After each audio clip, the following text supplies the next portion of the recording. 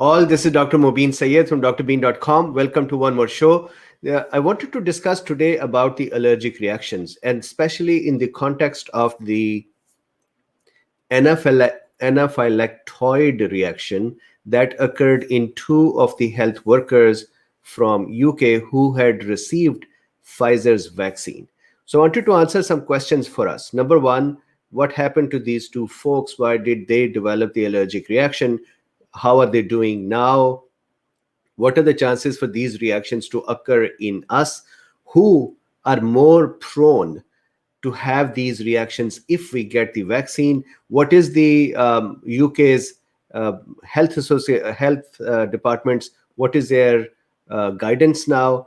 And then where else the vaccines have been approved? With this, I wanted to also touch on how do the allergic reactions occur in general and what is the mechanism of that. So let's start with this discussion. Hope you're all doing good. Let's start. So this is, of course, drbeen.com. And if you wanted to take advantage of the year-end sale, you can go here and check plans.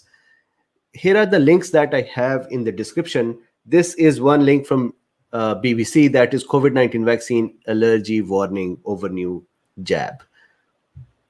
This is FDA's briefing yesterday. They were reviewing the Pfizer's vaccine, and they have given out this briefing. I believe tomorrow they are going to do an approval discussion. So before that, this is a briefing of various things, and I have specially kept the side effects in front of us, and we're going to talk about it. Then FDA has generally said that vaccine is safe. In addition to that, this was a nice small 2-3 paragraph long explainer for how the allergic reactions can occur in vaccines, and it's not just the Pfizer's. Then there is another news here that Health Canada has also approved Pfizer-BionTech to be delivered for them. UAE has approved Sinopharm, which is a Chinese company.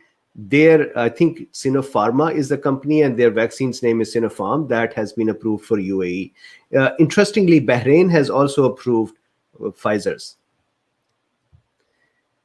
Then Canada, latest country for that, I just talked about it. Then here is the basophil. We'll talk about basophils today. We'll talk about mast cells today in the context of allergies.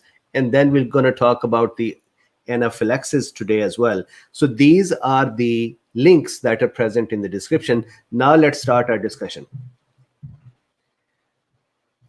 So I hope you're all doing well. Let me just have a quick glance at the comments here.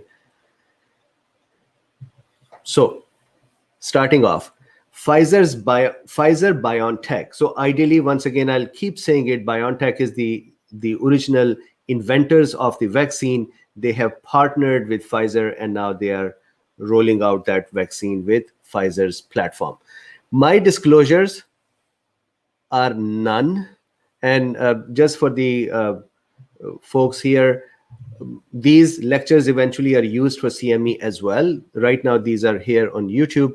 So because of the CME lectures, I have to disclose if I have any associations or somebody is supporting me. So there is no disclosures. I have no association with any of the organizations. None of the pharma or other folks are supporting me. I do not have any interest in any of these, financial or otherwise.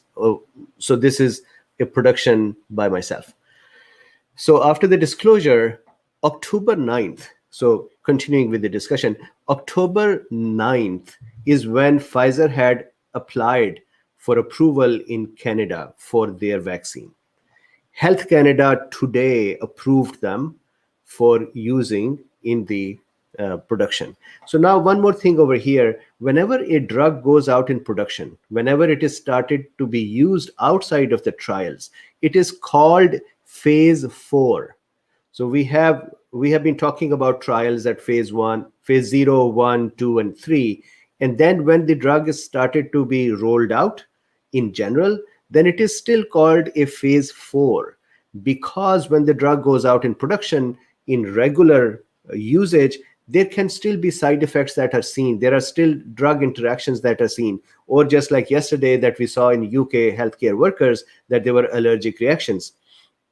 Because of that, a drug actually never comes out of the trial. It's always in trial, and this is called phase 4.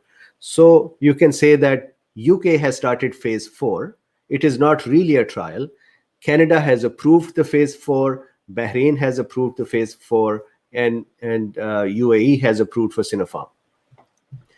Canada has purchased 20 million doses, which will be sufficient for 10 million people, and they have an option to buy another 50 million doses from Pfizer. Bahrain has approved Pfizer as well. UAE approves Sinopharm, and what they say is that Sinopharm has been very effective as well. So with this, Moderna is still waiting to be approved here in the US. Now, the summary of Pfizer's vaccine. We have talked about it many times before, so not going in detail. This is a messenger RNA-based vaccine. So Pfizer, Moderna are messenger RNA-based. Then we know that Oxford is adenovirus-based. So it has a lipid nanoparticle. And why am I talking about this? Something in this vaccine, which we do not know what it is, did act as an allergen. Number one. Number two, the cause of concern is not tremendous. All vaccines can cause reactions, number one. And in case of Pfizer's vaccine, the reaction percentage or reaction rate is almost the same as in placebo. These two healthcare workers who unfortunately got the reaction, they were actually allergic beforehand to other things as well, and they were so allergic, or their history was so much that they would get overwhelming allergic responses to other things, and they had to carry adrenaline with them or EpiPen-like injections with them. So they already had a history from allergies to other things, and that is possible.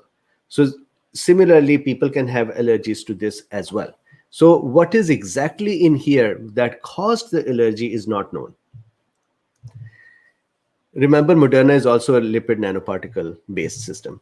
So now what did they develop? They developed anaphylactoid reaction. So if you see here, toid. In medicine, when we use the word oid at the end of something, that means something that is similar to. So for example, if there is somebody who looks like me, you can say they are a mobinoid. So that would mean they look like mobine. So anaphylactoid means a reaction that looks like anaphylaxis but is not anaphylaxis. Anaphylaxis is the severe allergic reaction that can kill, but a reaction that is similar to that would be called anaphylactoid. So there is a question from MM that what if you are allergic to eggs? So far, Moderna or Pfizer's vaccines are not known to have eggs in them. So either they would come out and they say we have egg as a component and that is why the allergy occurred, or they would disclose something more. However, it is not known that these have egg products. But still, when you'll go for the vaccine, they would ask you for your history of allergies, including egg and other food products. And based on the severity of your history, they may decide to give you the vaccine or not. Now, what was the reaction like for these two agents? So I'm looking at Janet's comment here, mobinoid, fake news. So anaphylactoid reaction. What happened in these two healthcare workers was that they developed rashes, breathing difficulty, blood pressure drop. And I would explain later on that how does that happen. They both are recovering fine. So it's not that they developed an anaphylactic reaction and their life was in danger, but still they did develop an allergic reaction. So the question is, why did this happen? And once again, mechanism, I'll explain later. They both had a history of severe allergies already. So that means, forget about the COVID-19 vaccine itself. they were severely allergic to other things. And I want to touch upon for a second, why do we call allergens as allergens and not antigens? These are antigens as well. A virus contains antigens, a bacteria, a fungus, another person's tissue, somebody's blood transfusion. These are all allergens. Even our own body tissues are actually allergens for our immune system. Oh, I'm calling allergen antigens for our immune system. However, our immune system usually learns to ignore our body's tissue as self. So it does not react to that antigen. So for our immune system, everything is an enemy, but it has learned to live with us. In some of us, it actually does not learn that, or in some cases, it unlearns it, and that is the autoimmune diseases where it starts attacking our own self. Allergen is a special case where it is some kind of an antigen to which majority of the population actually does not react. For example, pollen. Majority of the people do not react to pollen with immune response. Pollen in spring comes into our nose and mouth and eyes, and we don't care, many of us, majority of us. But 20% of the population will react to the allergen with overwhelming immune response. So allergens are those antigens to which majority of the population does not respond, and some people do.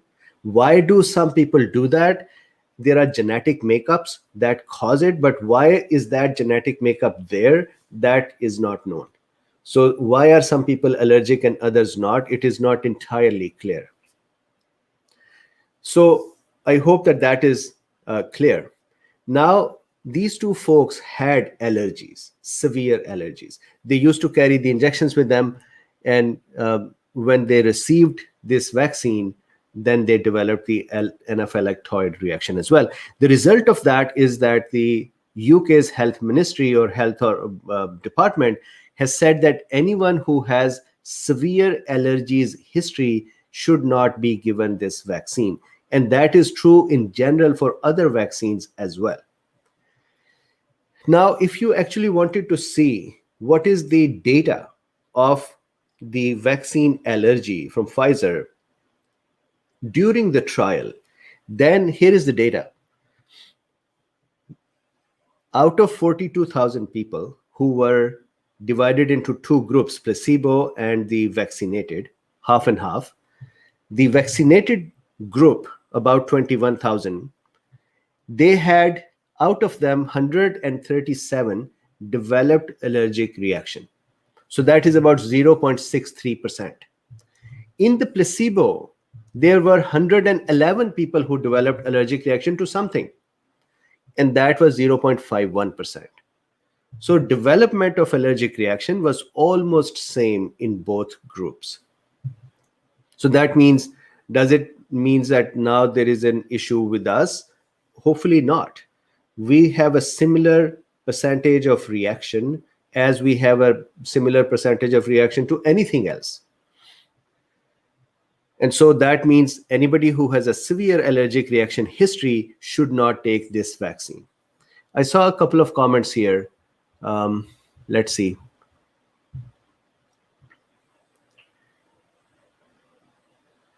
Jem says, I most definitely have had a history of severe allergies, but worse when I was a child. So that's a thing with one of my sons as well. He used to develop allergic reactions all the time when he would go out, and now he does not as much. Machiavelli says, shellfish, peanuts, or any derivatives. So yes, so some folks respond to things as allergies.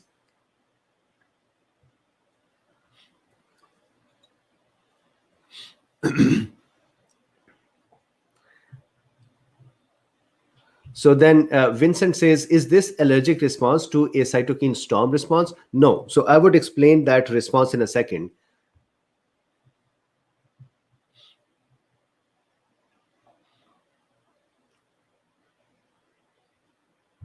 So yes, so Minnie says mast cell degranulation, so I'm going to talk about it. So let's do that. There is one more question here, which is very commonly said nowadays, that female sterilization, is that complete nonsense?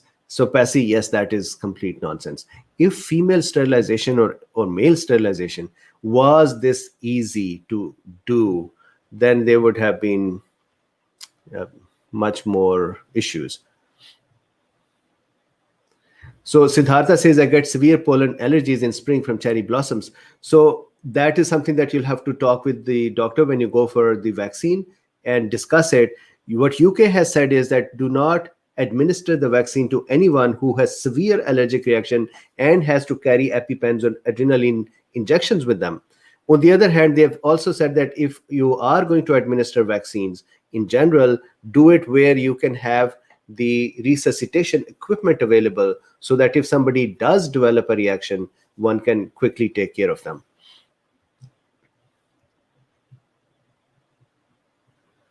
So Terry says, is it okay to take Benadryl before a vaccine? I would say just it is okay to do it, but I would want to not have anything done before, so that if there is something that vaccine does, it is very, very clear and transparent that it is vaccine doing it, and that can be quickly taken care of. Because the allergies can sometimes occur in a few days. So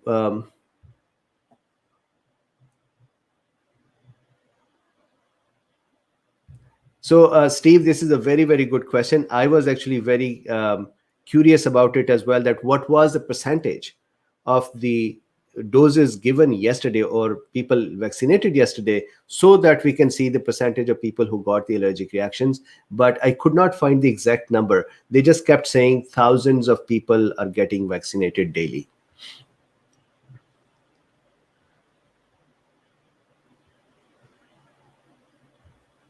Arun, I'll come to you in a second. Sepal Steve says, any info on how this would affect someone with severe asthma? So again, asthma is a kind of allergy. So if you have severe asthma, they would have to figure out how to decide for vaccine.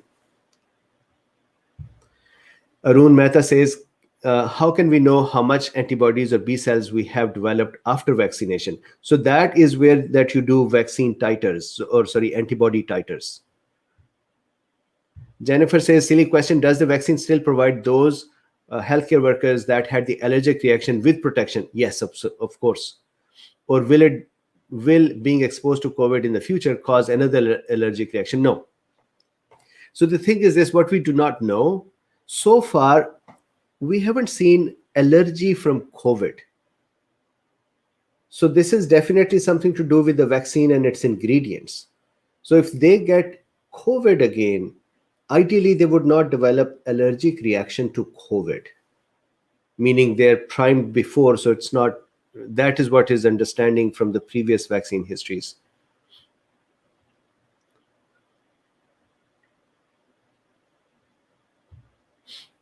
So Steve says that John Campbell has given a number. I'll have to look that number up. I couldn't find it. Okay, so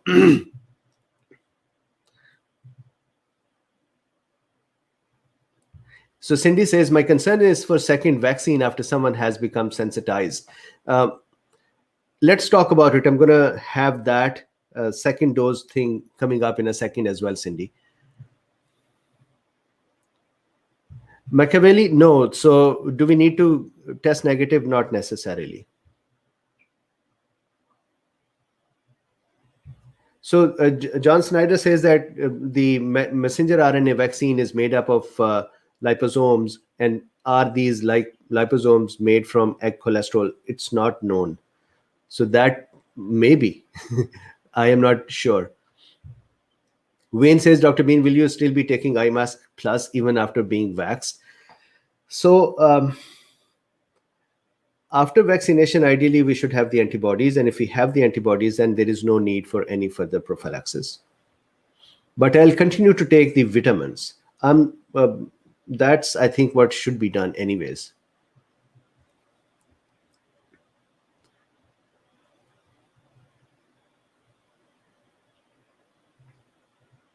So Jennifer says that, did these two people take a daily antihistamine? That is, if I take my daily Zyrtec before my vaccine, will I be okay? This is not known that they were taking the antihistamines or not. Normally, people who are allergic, they are usually taking something. For example, I take Allegra almost daily.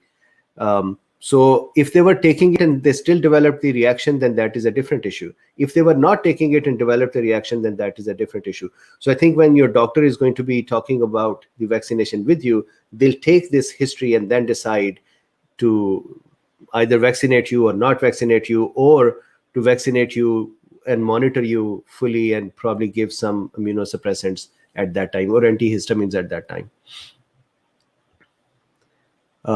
Let's see, Logic has a question. Will obese people make less antibodies from the vaccine? That is what certain researchers postulated, and it's proven to be true with cold shot. I would not think that that should happen in this case. However, the only possibility, if I try to conjecture, is that if the body volume is more and the vaccine got stuck in the, let's say, fatty tissue and could not get absorbed or could not be exposed to the immune system very well, then that could happen. But I would doubt that that is happening because we're giving 2 doses.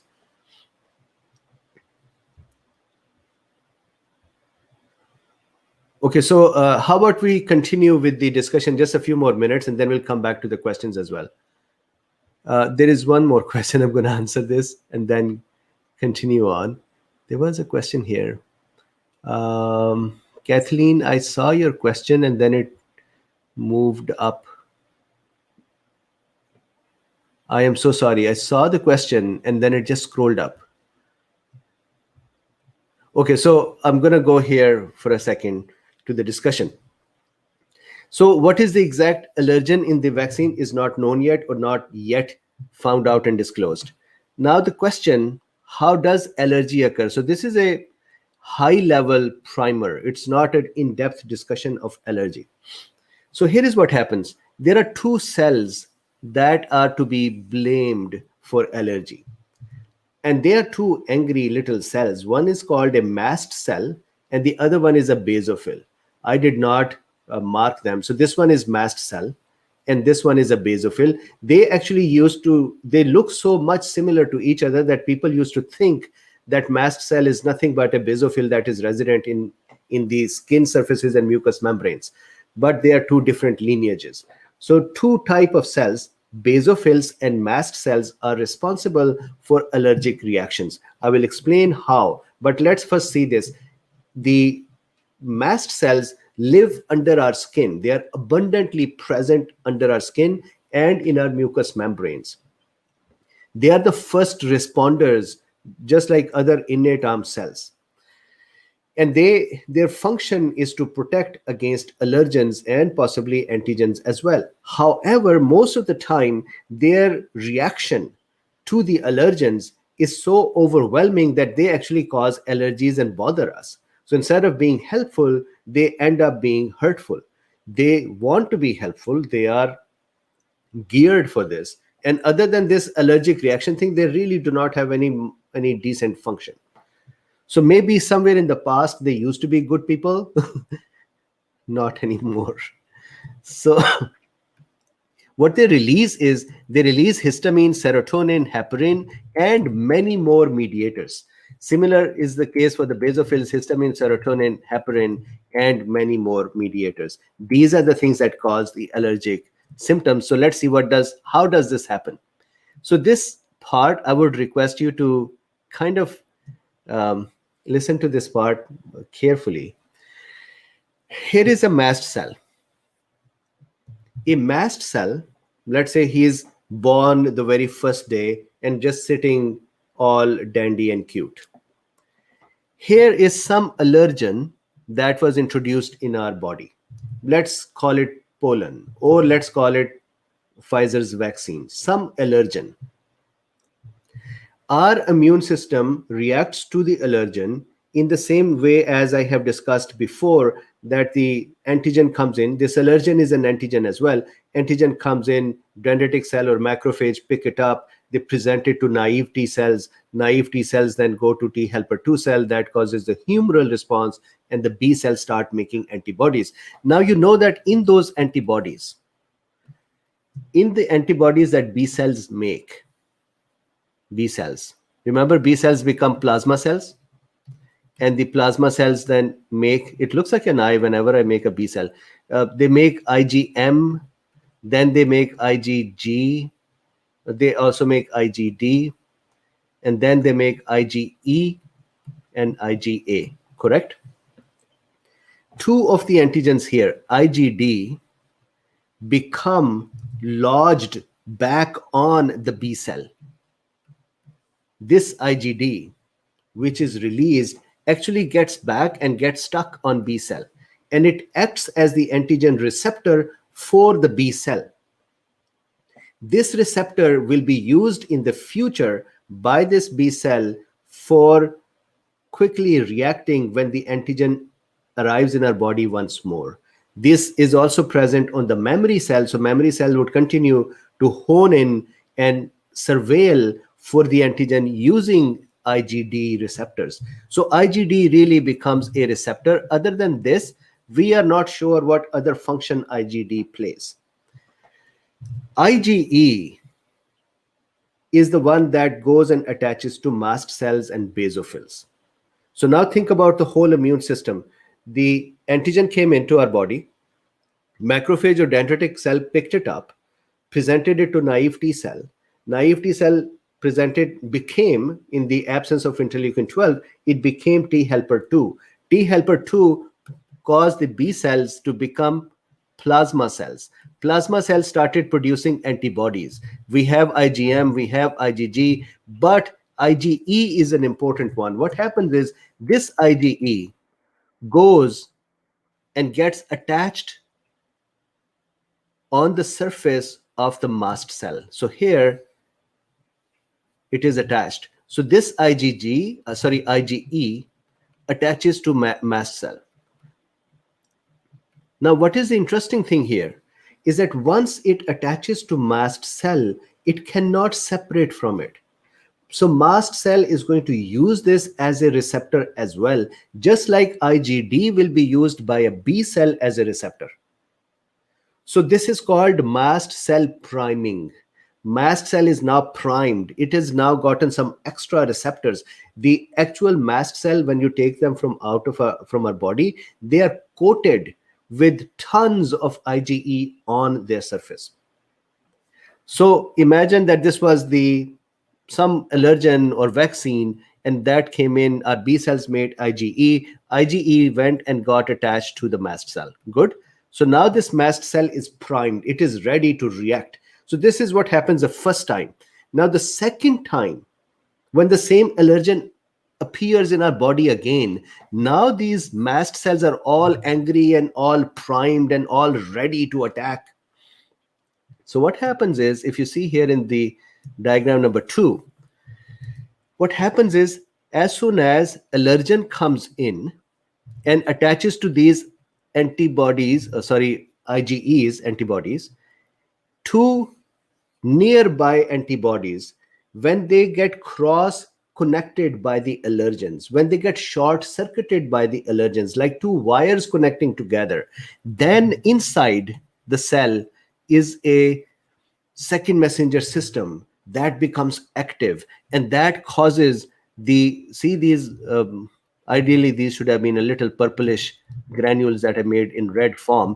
These granules or pockets, small pulses, small bags of histamine, heparin, serotonin, and many other things, these start degranulating.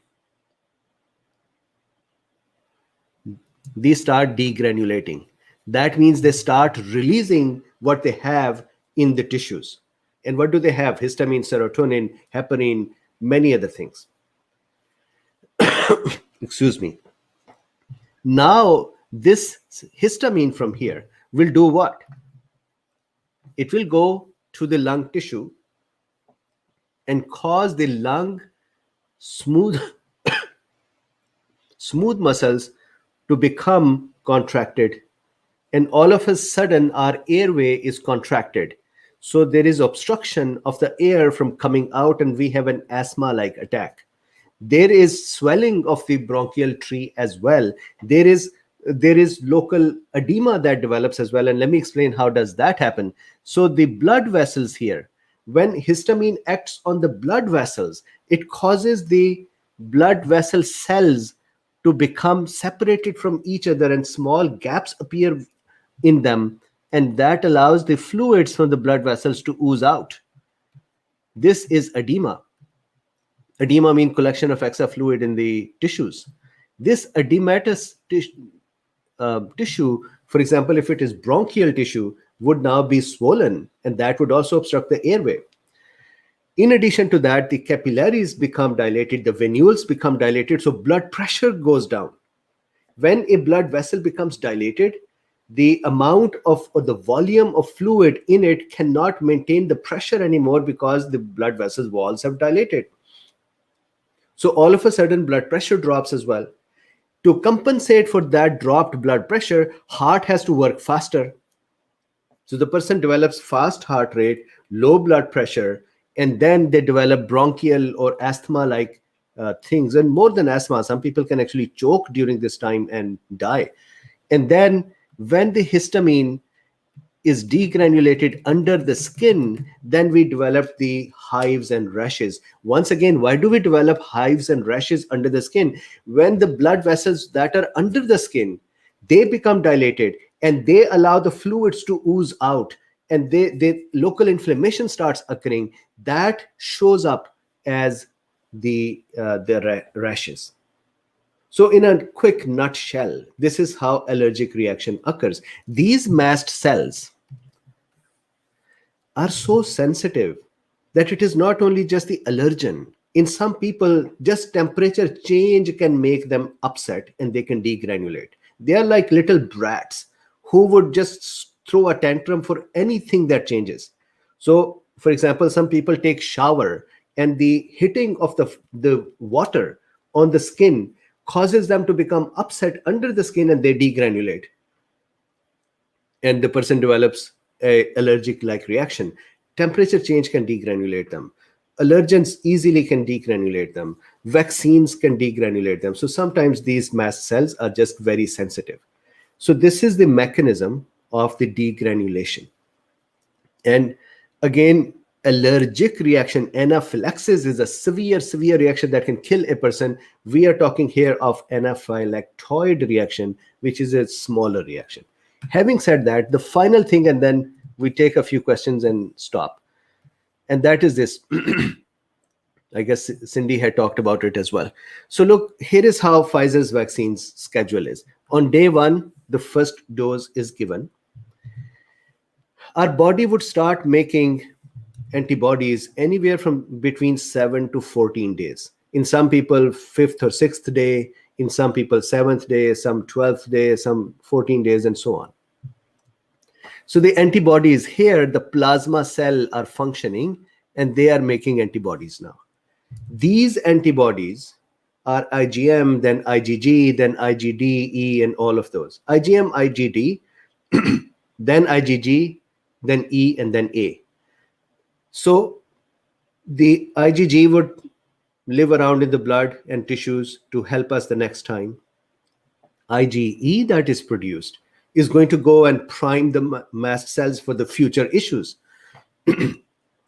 Now on day 21, the second dose is given. So in theory, Cindy, you had asked this question that would they be now causing an allergic reaction? If they did not have an allergic reaction here, it is possible that they do not have the second allergic reaction the second time. And it is possible, as we know, there needs to be an exposure first, which may not be bad, but the second exposure can cause a mast cell to become upset because now they are primed. They haven't seen that before. So it seems like mast cells were primed because of some other allergen and reacted to the vaccine on this first dose. We would see what happens with the second dose as well, but so far it doesn't look like that the first dose will cause the second dose to become primed, and first dose causes the priming and the second dose causes the reaction. That is not seen so far. So here in the second dose, the body would now more robustly create antibodies, and by 28th day, the immune system is fully charged. B cells and plasma cells are making antibodies, and now we are protected. During this time for Pfizer's vaccine, what are the most common side effects? These are not allergic reactions, these are side effects. Headache, 55%. Actually, injection site pain is the most common, that is 84%. So almost all of us will have injection pain. Headache, 55%. Almost half of us would also develop headache. Fatigue, 63%. So almost 2/3 of us will become fatigued. Muscle pain, 38%. So almost 1/3 of us will develop muscle pain. Chills, 32%. So 1/3 of us would develop chills. Joint pain, 24%. So 1/4 of us would develop joint pains. And fever, 14%. So almost very little. So these are the side effects that are seen with this. And I wanted to show you here as well. This is the FDA's briefing. So this briefing was prepared by Pfizer-BionTech and given to FDA. So here, if you can see, what are the kind of things that were seen. So injection site pain, fatigue, chills, pyrexia, that is fever, and then pain. Musculoskeletal, myalgia, arthralgia, pain in extremities. Nervous system, headache. GIT, diarrhea, and nausea. So these are the things that have been seen. So I know that I talked more than just saying 2 people got the anaphylactoid reaction, but I wanted to make sure that we are kind of aware of how does this reaction actually occur. So I'm going to now come here to see if there are some questions, and then we stop.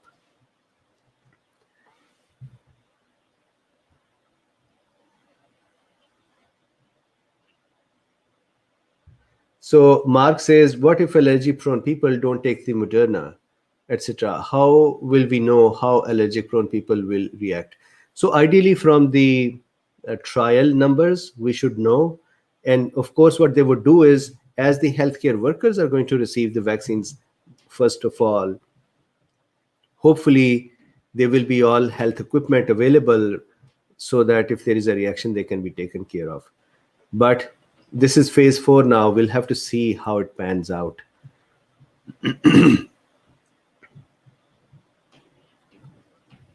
So Steve says that CNN interviewed a woman who was in one of these vaccine trials who had these side effects, and one tablet of a leaf took care of them. Yeah.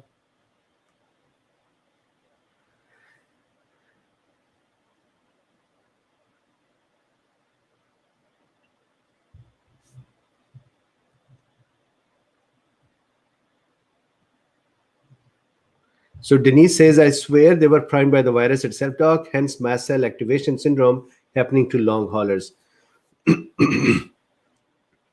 So Denise, you are saying that the first exposure caused the mast cell to become primed, and the second exposure of the SARS-CoV-2 is causing long hauling symptoms. In my opinion, that is probably not right. Here is the reason. The mast cell degranulation has a very specific outcome, and that is rashes, bronchial tree issues, blood pressure issues, and so on. It does not cause fatigue or chills or fever or cough that we see in long haulers. So long haulers have something else, not allergic reaction.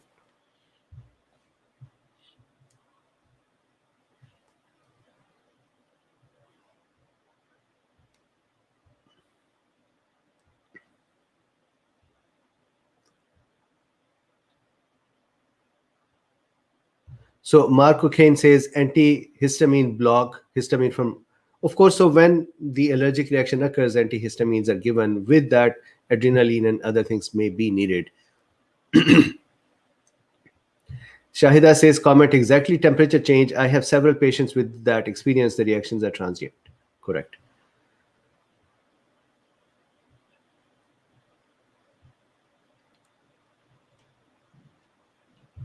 Cindy, this is a very good question. So Cindy has a question. How long do those sensitized mast cells live? In some people, they stay allergic forever. So these, some people have asthma forever.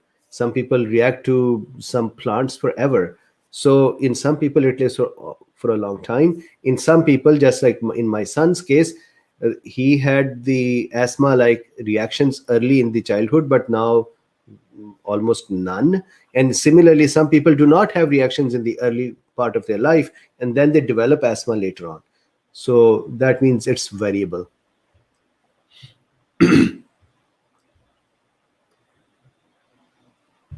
So Arun says, how do antihistamines work? So what they do is they block the histamine receptors. So even when the histamine is present, histamines cannot work on them. There can be antihistamine that stop the degranulation, but most of the time they are the ones that block the receptor side.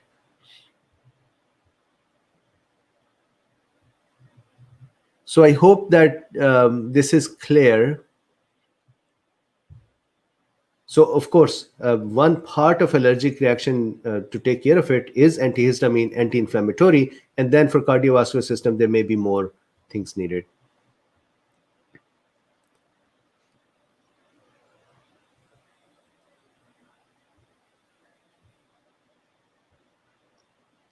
Cool. So I think that is what we have for today. My takeaway is not to worry. This is a similar rate that we saw in the trial as well, and that we see with other vaccines too, and that we see in normal, regular life as well, that some people develop reactions to many things to which others do not. Logic has a question, is black seed oil not okay substitute for black seed powder like in the clinical trial? I think it is okay. James has a comment. Dr. Pierre Corey testified to Senator, amazing results with just released ivermectin study from Argentina. Not 1% in the 800 group taking ivermectin got COVID, and they were frontline health workers. In the placebo group of healthcare workers, whereas about 50% tested in the... You're very correct. But here is the fun thing. I was looking at some video today about Dr. Corey's discussion, and the way the news media had labeled him was a fringe group of doctors, and they had said he is trying to advocate for a anti-lice drug. So they used all those negative words that could make a normal regular person to look at that and say that these guys are nuts. The journalist had to go, if they wanted to comment on it, then they should have gone and done their study by saying, okay, what is he propagating? What is the document he's talking about? Why not go and look into that document and then come back and make these comments? And that was a very disingenuous for the news media to just label them and label the drug and all of a sudden sweep it aside. That was unfortunate.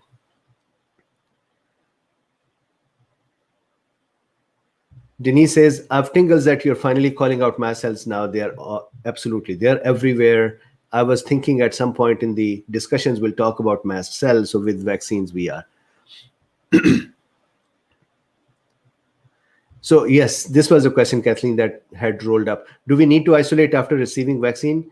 Look, till the 28th day or 14 days after the second dose of the vaccine, they are saying, till that time, you are not protected. So you can catch the virus and you can become contagious and you can become sick. They are saying, if you can see this calendar, they are saying that on day 28 and onwards is the protection expected.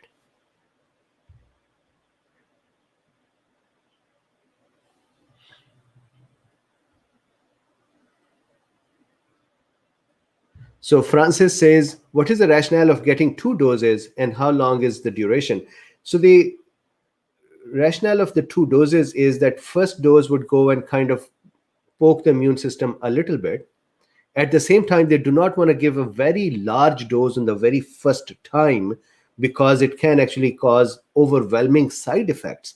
So they have divided the doses into smaller chunks for 2 reasons. One, milder side effects. Secondly, you bother the immune system one time and it starts making some antibodies and start getting ready. Then you expose it again, and those memory cells and the primed cells are now having a chance to react to it and become even more robust. they would divide even more, they would proliferate even more, they'll become even more sensitive. Cindy says the mast cells have measles. They have these packets of granulations, the histamine packets.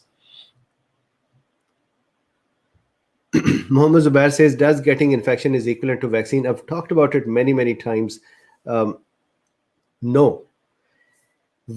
Infection can kill as well, because that is an active virus that will be replicating, destroying the tissues, tearing down the defenses of our cells, blocking the interferon production, causing the triggering of the cytokine storm, and so on. It is an active virus that is going to cause havoc. On the other hand, an antigen is nothing but the hand of the virus, the spike protein. It cannot replicate by itself. It cannot go to other tissues. It cannot just go and create more enzymes, and it cannot bring our defenses down. It cannot block interferons. It cannot trigger cytokine storms like the actual virus does. It cannot go bind with something else and bring the virus cargo inside. There is no virus attached with the hand. So huge difference between them.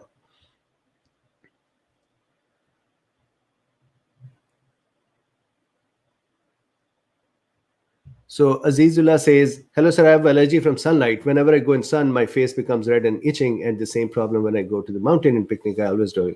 Which vaccine would you like to recommend me? I cannot go for a specific person's situation. You will have to talk with your doctor to figure out what is the right thing to do.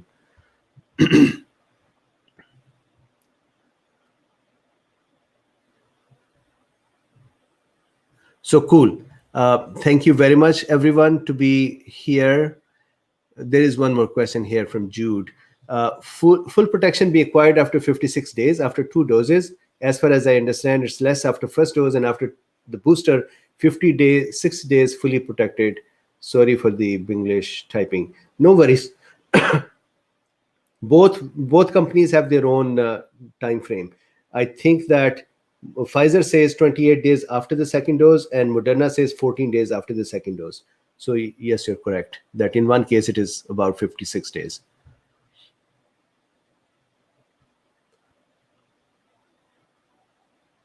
Hari has a question. Can they use a tiny dose to test for allergies like they do for penicillin? That is what they do. So in part of the trials, they start with the tiny dose with the cells, then animals, then humans, small dose, medium dose, large dose. So they do that. So you're saying probably for the humans that can they start a tiny dose and then see if that happens? Possible. They haven't done trials that way, so they cannot deviate from it. Shahida says, is the immunity better if immunity occurs after subclinical infection? The problem is, so see, we talked about the type of antibodies. If the whole virus is exposed to our immune system is going to make millions of types of antibodies based on various parts of the virus. On the other hand, if you're just exposing the antigen spike protein, then the antibodies produced are going to be only for the spike protein. But these are neutralizing antibodies, so the effect is the same. So no, I would suspect type of antibody will be more with the virus, less with the type of antibodies, not the quantity, less with the antigen vaccine, but the outcome will be the same. The only thing is with virus, there is a chance of death. Margaret says, I just saw Margaret's. Margaret says, dear Dr. Bean sir, thank you, and thank you for the cool. Thank you very much, Margaret, as well. And thank you very much for everything you've done to support our channel. So I think this is it for today.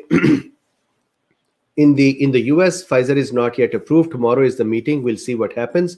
But it seems like from their discussion that they might actually approve it from the messages that they've given. So please, at the end of the day, please like, subscribe, and share, number one. And number two, if you wanted to support my work, there is a link in the description to support that work. So thank you very much, and I would see you tomorrow. Stay safe and healthy. Vaccines are around the corner. Thank you. Bye-bye.